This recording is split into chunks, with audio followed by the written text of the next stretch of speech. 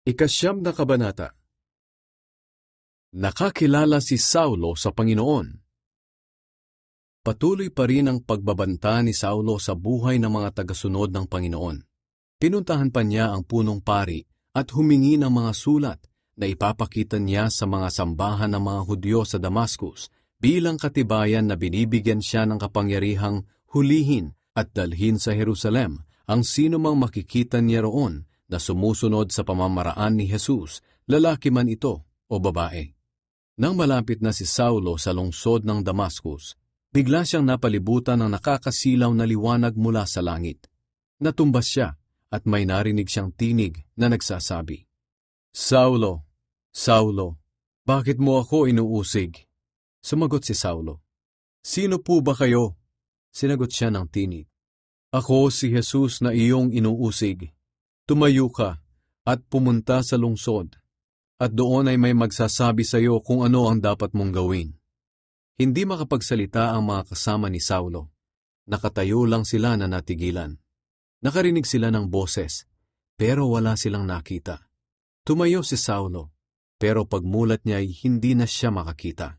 Kaya inakay na lang siya ng mga kasama niya hanggang sa Damascus.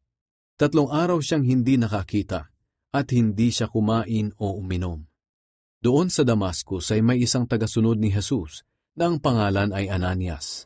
Nagpakita sa kanya ang Panginoon sa isang pangitain at sinabi, "Ananias." Sumagot siya, "Panginoon, bakit po?" Sinabi ng Panginoon sa kanya, "Pumunta ka sa daan na tinatawag na Matuwid, at doon sa bahay ni Judas ay hanapin mo ang taong taga-Tarsus na ang pangalan ay Saulo.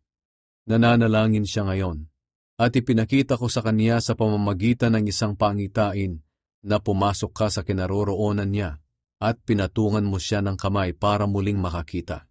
Pero sumagot si Ananias, "Panginoon, marami po akong nababalitaan tungkol sa taong iyon, na malupit siya sa inyong mga pinabanal sa Jerusalem. Narito siya ngayon sa Damascus at binigyan siya ng kapangyarihan ng mga namamahalang pari na hulihin ang lahat ng kumikilala sa iyo."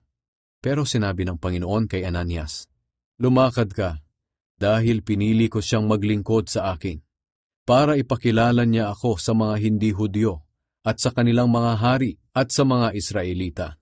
At ipapakita ko rin sa kanya ang mga paghihirap na dapat niyang danasin para sa akin."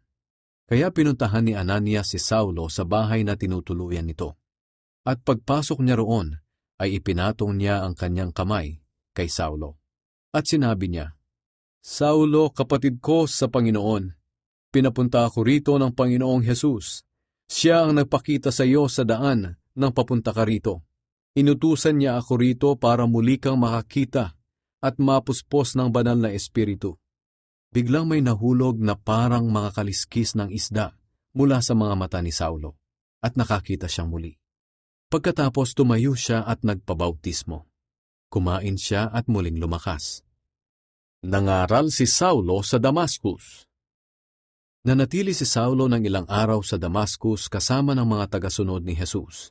Pumunta siya sa mga sambahan ng mga Hudyo at ipinangaral niyang si Jesus ang anak ng Diyos.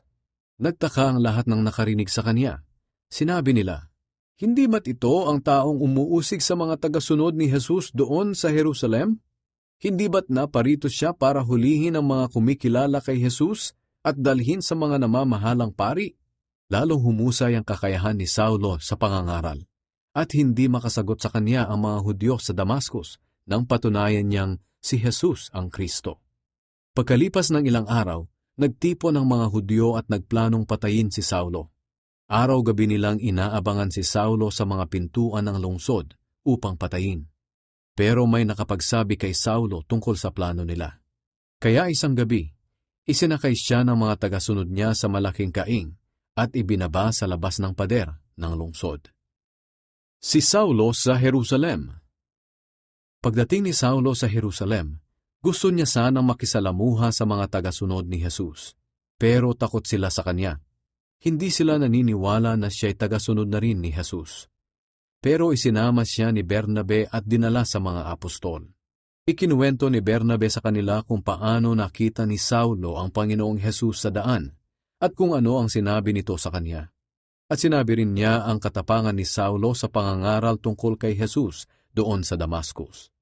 Kaya mula noon, kasama na nila si Saulo. At buong tapang niyang ipinangaral ang tungkol sa Panginoon saan man sa Jerusalem. Nakipag-usap din siya at nakipagdebate sa mga Hudyong nagsasalita ng Griego. Kaya nagalit sila at nagplanong patayin siya.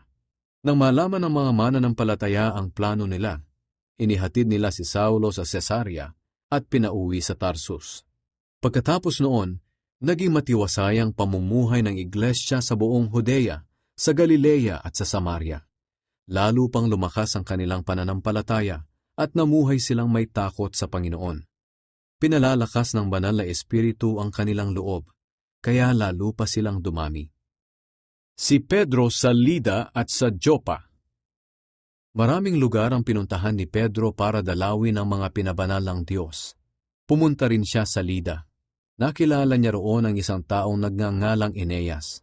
Paralisado siya at hindi makabangon sa kanyang higaan sa loob ng 8 taon. Sinabi ni Pedro sa kanya, "Eneas, pinagagaling ka ni Hesukristo. Kaya bumangon ka at iligpit ang iyong higaan." Agad namang bumangon si Eneas. Nakita ng lahat ng naninirahan sa Lida at sa Sharon na gumaling na si Eneas at sumampalataya rin sila sa Panginoon. Sa lungsod ng Joppa, may isang babaeng mananampalataya na ang pangalan ay Tabita. Sa Griego ang kanyang pangalan ay Dorcas. Marami siyang nagawang mabuti lalong-lalo na sa mga dukha. Nagkataon noon na nagkasakit ang babaeng ito at namatay. Nilinis nila ang kanyang bangkay at ibinurol sa isang kwarto sa itaas. Ang Joppa ay malapit lang sa Lida. Kaya nang mabalitaan ng mga tagasunod ni Jesus na si Pedro ay naroon sa Lida, inutusan nila ang 2 tao na pakiusapan si Pedro na pumunta agad sa Joppa. Pagdating ng 2 roon kay Pedro, agad namang sumama si Pedro sa kanila. Pagdating nila sa Joppa, dinala siya sa kwarto na pinagbuburulan ng patay. May mga byuda roon na umiiyak. Ipinakita nila kay Pedro ang mga damit na tinahi ni Dorcas noong nabubuhay pa siya. Pinalabas silang lahat ni Pedro sa kwarto. Lumuhod siya at nanalangin. Pagkatapos humarap siya sa bangkay at sinabi, "Tabita, bumangon ka." Dumilat si Tabita at pagkakita niya kay Pedro, naupo siya. Hinawakan siya ni Pedro sa kamay at tinulungang tumayo. Pagkatapos, tinawag ni Pedro ang mga byuda at ang iba pang mga mananampalataya roon, at ipinakita sa kanila si Tabita na buhay na. Ang pangyayaring ito ay napabalita sa buong Joppa, at marami ang sumampalataya sa Panginoong Hesus. Nanatili pa si Pedro ng mga ilang araw sa Joppa sa bahay ni Simon na mangungulti ng balat.